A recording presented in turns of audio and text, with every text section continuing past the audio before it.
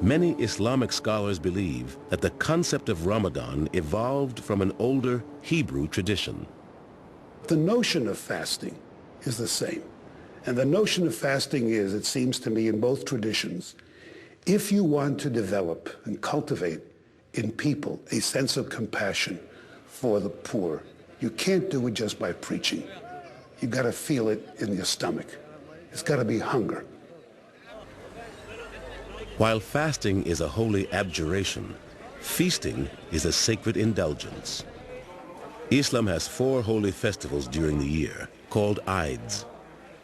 The festival that comes at the end of Ramadan is the great Eid of the breaking of the fast.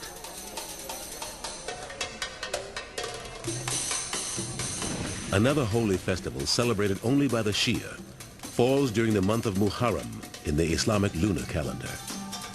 It commemorates the death of Hussein, the grandson of the Prophet Muhammad. Hussein's death in 680 AD marked the first great schism of Islam, when the Shia split from the Sunni. The only difference revolves around the succession to the Prophet. Who is entitled to succeed the Prophet and lead the nation? The Sunni believe that the leader of the Muslim community should be elected, while the Shia maintain that the leaders should be descended from Muhammad. The Shias believe that Ali, the son-in-law of the Prophet, should have become the first Caliph or first ruler of Islam after the Prophet. As the son of Ali and one of the Prophet's daughters, Hussein was said to have been chosen by God to lead the Muslims. But the Umayyads had other ideas. He was massacred with all his family members, even the infants, and all his companions. 72 people were killed. The Umayyads, who later became Sunni, continued to rule for another 70 years. But Constantine eventually brought about their downfall. In 750 AD, the first house of Islam.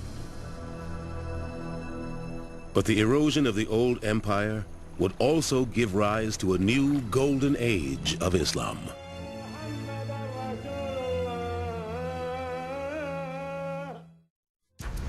Iraq. Today, an Islamic nation at odds with the world. Its capital city of Baghdad, the scene of night bombing attacks during the Gulf War in 1991. But it was here in the 8th century that Islam gave birth to a golden age of learning. It started with the rise of the second great dynasty of Islam, the Abbasids, a family descended from the uncle of the Prophet Muhammad, Abbas. At the center of their empire, the Abbasids built a city that became legendary for its beauty, Baghdad.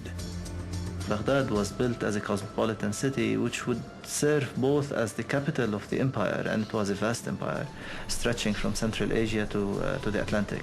But also this site would serve as the cultural center.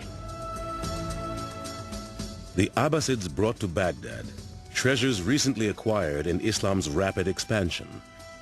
Scrolls from the libraries of Alexandria and Pergamum, and texts by the ancient Greeks, Romans, and Persians, which they translated into Arabic. From the Persian side, a lot of wisdom literature and a lot of political literature, the conduct of kings and so on and so forth. From the Greek side, what mostly interested them was philosophy and natural science.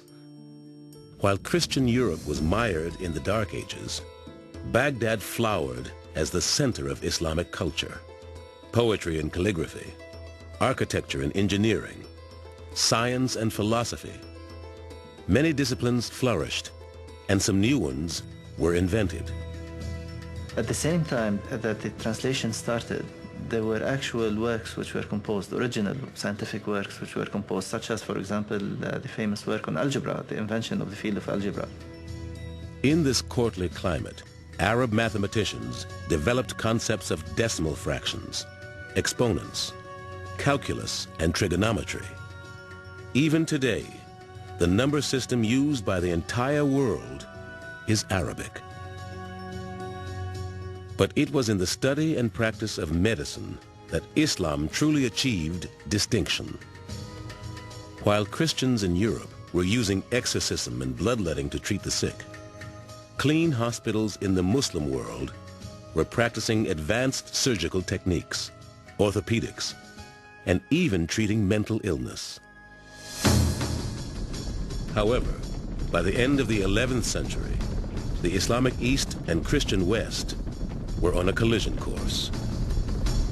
The actual Crusades were an attempt to colonize the Middle East by Western Europeans. It began when the Seljuk Turks took Anatolia, cutting off the overland routes used by European pilgrims to visit Christian shrines in the Holy Land. The Catholic Church was quick to respond. Pope Urban II in 1095 preached the First Crusade, and that was because Jerusalem, he said, was held by the infidels.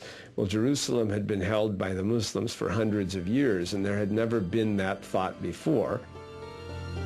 Jerusalem, city of Christ's crucifixion, and the site of the great temple of the Jews.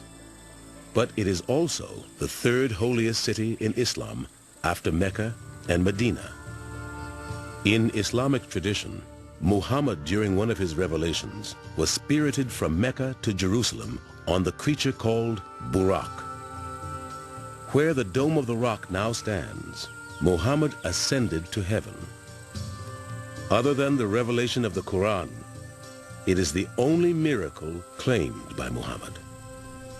He was given at that point the kind of beatific vision where he saw everything that had happened in the past and everything that was going to happen in the future.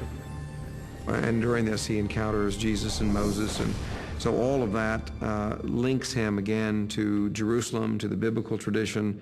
And of course when he returned to Mecca, it was as if no time had passed. But in the year 1099, Christian crusaders finally breached the walls of Jerusalem. That night, 30,000 Muslim defenders of the city were slaughtered, causing the streets to run red with blood. For 200 years, the lands of Islam faced 6 major incursions by European knights. But Islam's greatest threat did not come from the Christian crusaders of the West. It came from the Mongolian horsemen of the East. In 1258, the armies of the warlord Hulagu, grandson of Genghis Khan, swept down out of the Russian steppe to plunder the city of Baghdad. The destruction was unlike anything the Muslims had ever seen before. Leaving cities like Aleppo and Damascus in flames, The Khan became a Muslim. still, the newly converted Mongols continued their conquests, taking Islam with them into Afghanistan, China, and India. Soon, the holy city of Mecca was crowded with Mongols and Turks, Uzbeks and Afghans, Mamluks and Moors, all on the sacred pilgrimage said to have been begun by Abraham.